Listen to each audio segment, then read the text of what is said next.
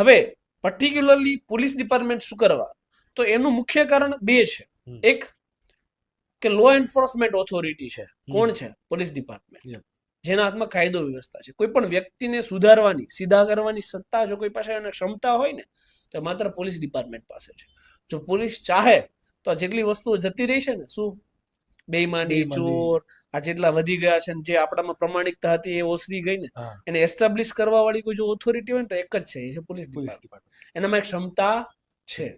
પણ હવે જ્યારે આપણે પ્રમાણિકતાની આશા લઈને કોઈ ડિપાર્ટમેન્ટ પાસે જઈએ, એ જ બેઈમાન અને ચોર નીકળે તો રાઈટ, આપણી પાસે કોઈ ઓપ્શન જ ના હોય ને. હવે ક્યાં જવું? હવે ક્યાં જવું? તો એટલા માટે મારો અગેન વોઇસ પોલીસ સામે વધારે હોય. સેકન્ડ ઓપ્શન એ છે કે હું લો એન્ફોર્સમેન્ટ સાથે જોડાયેલો છું, વકીલાત સાથે, તો મારી ડીલિંગ એ પોલીસ સાથે વધારે હોય.